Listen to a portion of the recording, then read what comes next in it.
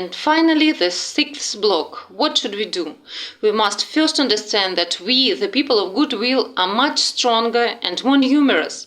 We have been divided and made to believe that we are small, insignificant, and that nothing depends on us. However, no matter how hard they try, the people are waking up and asserting themselves. Those who have understood must help other sane individuals who have been deliberately covered with the apathy and fear to remember their inner strength and rights. And it's better to do it together in an organized way. We want to give the floor to our good friend Dr. Gastón Cornu Labat, USA. Dear brothers and sisters of the East, my name is Gastón Cornu Labat. I'm an Argentinian medical doctor from the United States of America, and I am an author and an activist. And I am honored to be addressing you today. In most dire circumstances, we find ourselves today. Humanity is in crisis. Crisis is a medical term coined by Hippocrates to describe the point of inflection in a patient's progress where the disease does not play out any further, and the patient either dies or heals. Humanity is today at this point of crisis. All has come out in the open. Nothing is hidden anymore.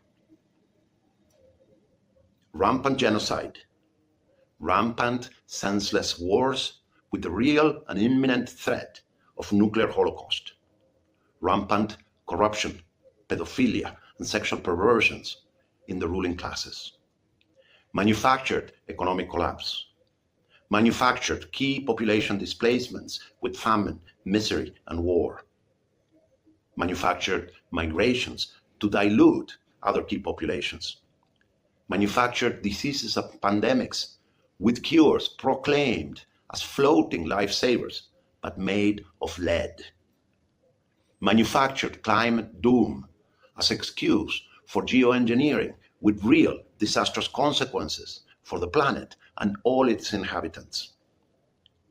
Manufactured political platforms based on grotesque lies to win manufactured elections so that all these impositions take on an illusory mantle of legitimacy. Manufactured science to justify manufactured narratives about reality. Manufactured belief systems that claim to want to save our souls while keeping us disempowered and dependent on their hierarchies. A digital prison that is taking over the collective thinking, molding the perception of reality in such a way that leads to progressive and utter disconnection from the real, to isolation of the individual, to complete vulnerability and dependence. A digital prison controlling finances to the point where our life earnings become a number on a screen, so very easy to erase.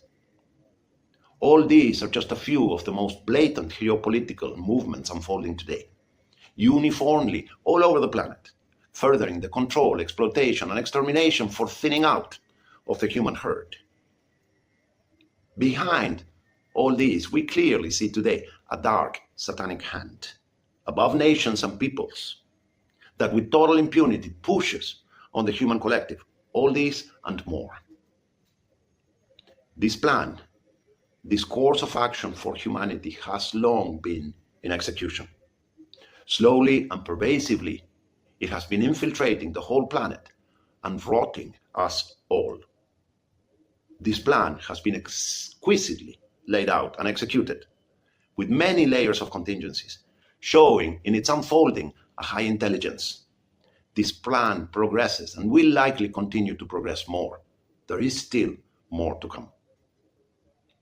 But this masterfully evil plan has one fatal flaw, one Achilles heel, which can make it crumble and bring it to a halt. We are gathered today to figure out what to do with all this. We are gathered today to acknowledge the crisis we're in.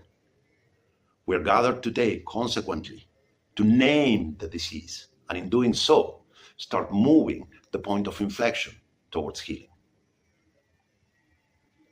If we are here to name and list all the wrongdoings that is being done, This does not help anymore. We all know this already. This is not the disease. These are its consequences. And those that deny it today are purposefully choosing to be blind and deaf.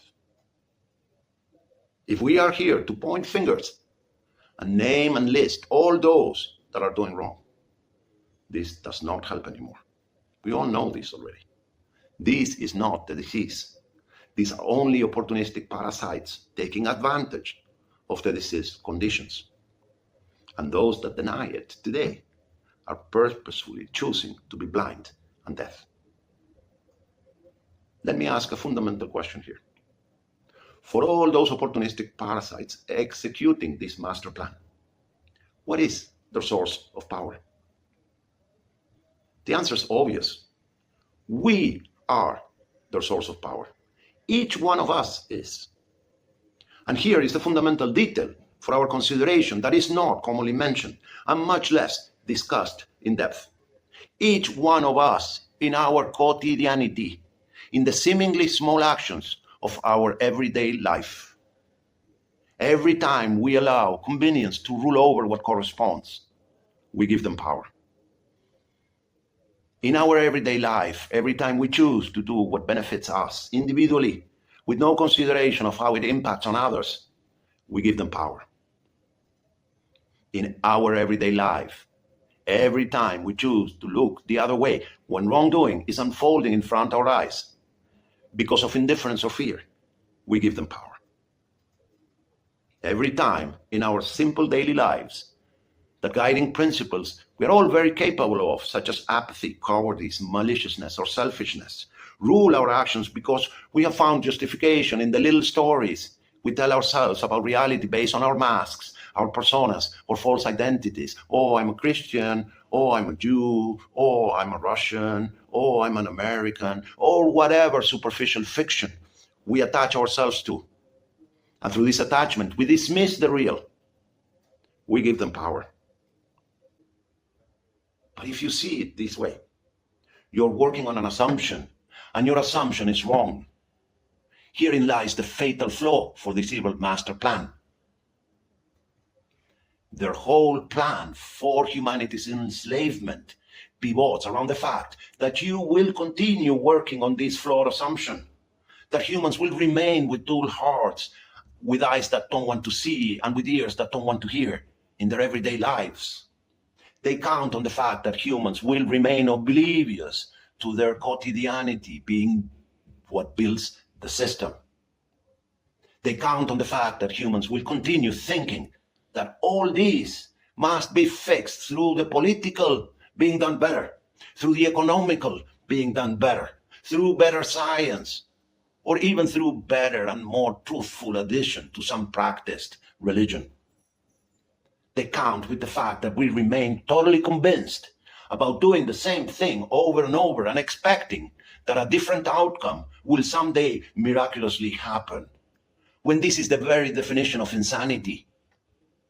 They count on us continuing to try to fix the problem with the same frame of mind which created the problem in the first place. Humanity as a collective has been acting to this point as sophisticated apes.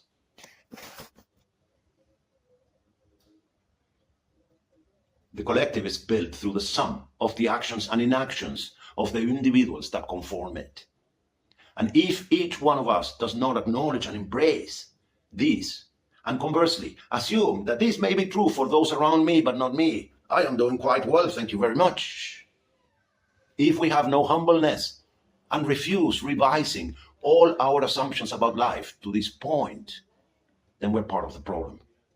Because to this point, and most likely, we have all been conditioned to stay in these low states of selfishness, interaction, some more than others. Many will display at one point or another some solidarity, altruism, compassion, sympathy, caring. We all are capable of these. But in general terms, we still remain under the banner of every man for himself. The systematic indoctrination of isolation, competition, superficiality, banality, vanity, false identities, added to the sustained illusions of conflict, fear, and scarcity, and our acceptance and embracing of this indoctrination, our acceptance, this has been the plan. These are the traits in our behavior that allow the emergence of the social chaos we see today. This is exactly the disease that these opportunistic parasites feed from and fuel along. This is the master plan. And the fatal flaw in their plan is the assumption on their part that this is our fixed and unmovable nature, and that this will not change. But this is not our nature. This has been, to this point, our choice. Consequently, we can choose differently. I am sorry that having been away from you, I do not know what your actions are.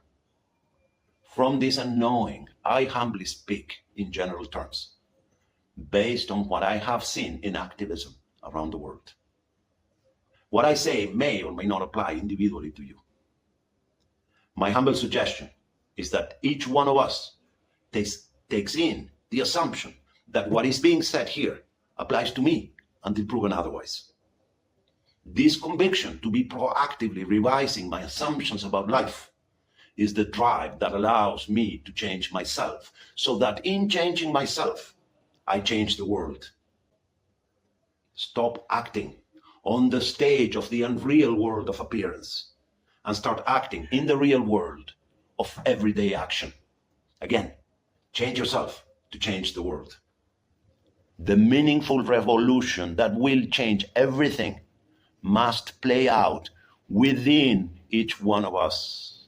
This revolution will spread and bring by itself the new era we are so desperately wanting. Thank you, and God bless you.